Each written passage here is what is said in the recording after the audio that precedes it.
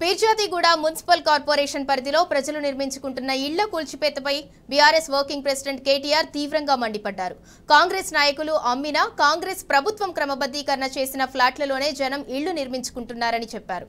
ఆ ఇళ్లను మేడ్చల్ మాజీ ఎమ్మెల్యే సుధీర్ రెడ్డి ఏం ఆశించి కూలగొట్టారో వివరణ ఇవ్వాలని డిమాండ్ చేశారు. ఈ మేరకు సీఎం రేవంత్ రెడ్డిని ట్యాగ్ చేస్తూ కేటీఆర్ ట్వీట్ చేశారు. ప్రజాపాలనలో ప్రజలకు మద్దతుగా వెళ్లిన బీఆర్ఎస్ నాయకులను పోలీసులతో నిర్బంధిస్తారా అంటూ నిప్పులు చెరిగారు.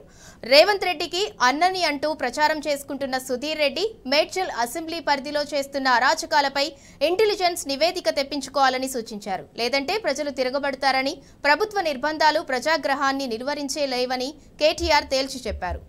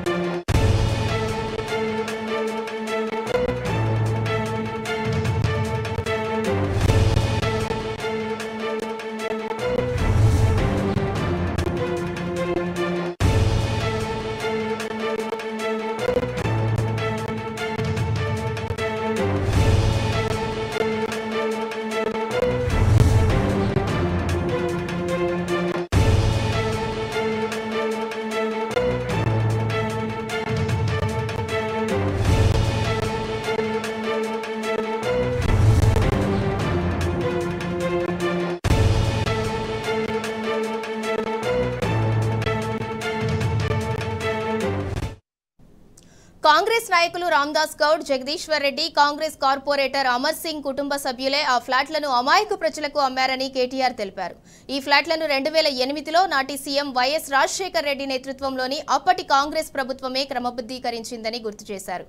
గతంలో రెవెన్యూ అధికారులు దానిని పట్టాభూమిగా ఎన్ఓసీ జారీ చేశారని తెలిపారు. ప్రభుత్వ నిబంధనలకు లోబడి మున్సిపల్ అధికారుల అనుమతి తీసుకునే చాలా మంది ప్రజలు అక్కడ ఇళ్లు కట్టుకున్నారని చెప్పారు. ఇళ్ల నిర్మాణం కోసం జనం బ్యాంకుల నుంచి రుణాలు కూడా తీసుకున్నారని అన్నారు. అయితే మేడ్చల్ మాజీ ఎమ్మెల్యే సుధీర్ రెడ్డి అధికారులను వేధించి అమాయక ప్రజలు లక్షలు పోసి నిర్మించుకున్న ఇళ్లను అన్యాయంగా కూలగొట్టించాడని కేటీఆర్ మండిపడ్డారు.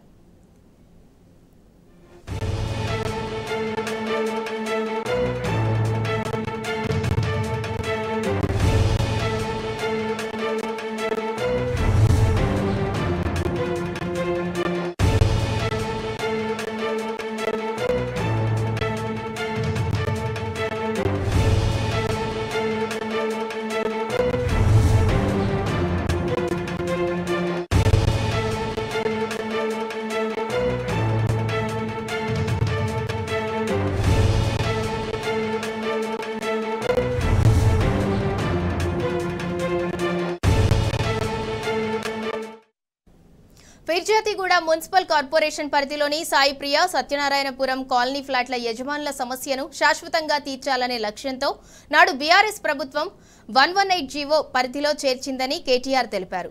దాని ద్వారా ఫ్లాట్ల ఓనర్లకు మేలు చేశామని చెప్పారు. కానీ ప్రజాపాలన పేరుతో అధికారంలోకి వచ్చిన అసమర్థ కాంగ్రెస్ ప్రభుత్వం అమాయక ఫ్లాట్ ఓనర్స్ ఇళ్లను కూల్చివేస్తోందని మండిపడ్డారు. కాంగ్రెస్ ప్రభుత్వం కక్షగట్టి చేస్తున్న వేధింపులకు ప్రజలు ముగింపు పలకటం ఖాయమన్నారు. భవిష్యత్తులో బీఆర్ఎస్ పార్టీ మళ్లీ అధికారంలోకి వచ్చిన వెంటనే ఆ ఫ్లాట్ ఓనర్లకు న్యాయం చేస్తామని కేటీఆర్ హామీ ఇచ్చారు. బీఆర్ఎస్ పార్టీ మేయర్ జక్కా వెంకటరెడ్డిని కార్పొరేటర్లు ప్రభుత్వం వేధిస్తోందని ఆయన మండిపడ్డారు. తాము కూడా ఇలాగే వేధించాలనుకుంటే రాష్ట్రంలో కాంగ్రెస్ పార్టీ నామరూపాలు లేకుండా పోయేదన్నారు. కాంగ్రెస్ ప్రభుత్వం వేధింపులకు వడ్డీతో సహా తిరిగటి చెల్లిస్తామని కేటీఆర్ అన్నారు. బీఆర్ఎస్ పార్టీ నాయకులను, పీర్జాదిగూడ మేయర్ను, కార్పొరేటర్లను కంటికి రెప్పలా కాపాడుకుంటామన్నారు.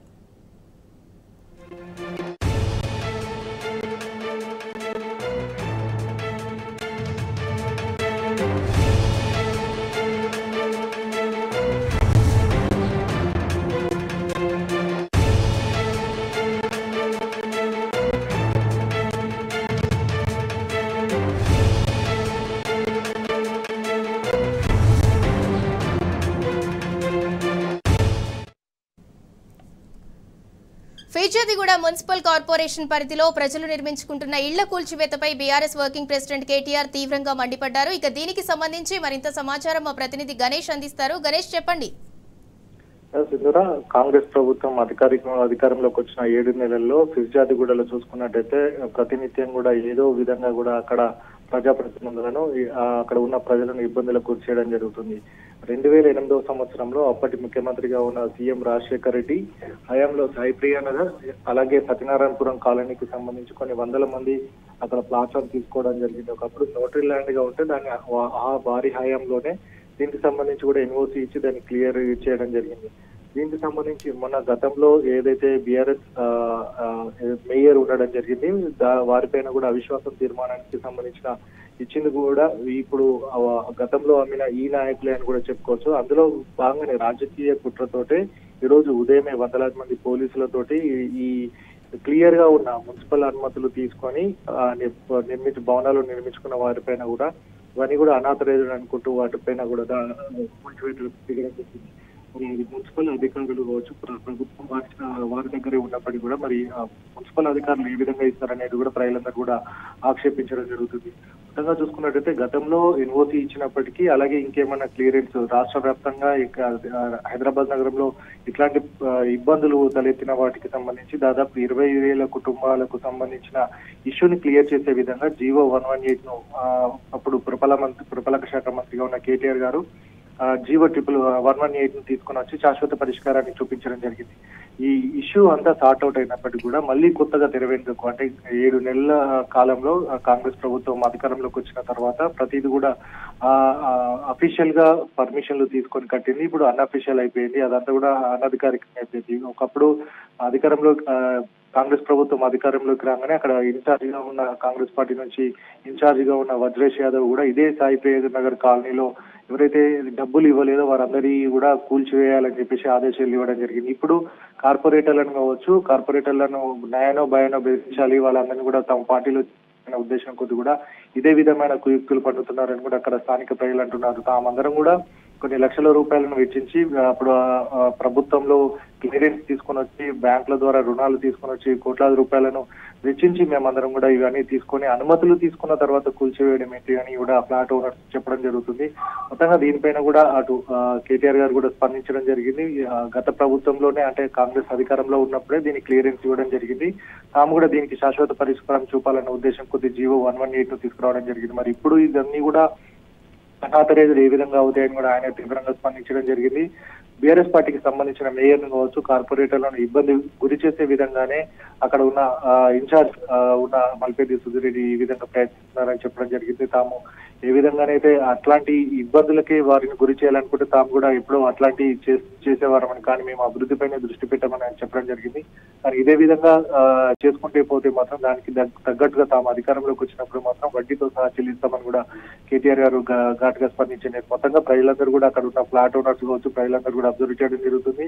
అధికారికంగా అనుమతులు తీసుకొని మున్సిపాలిటీ నుంచి అనుమతులు తీసుకొని లేఅవుట్ అంత క్లియరెన్స్ గా ఉన్నప్పుడు కూడా అనధికారికంగా వీరందరూ కూడా అనుమతులు లేకుండా కట్టారనడం ఎంతవరకు సమంజసమని కూడా అక్కడ స్థానికంగా ఉన్నవారు కావచ్చు అలాగే ప్లాట్ ఓనర్స్ అనడం జరుగుతుంది. Right, thank you Ganesh.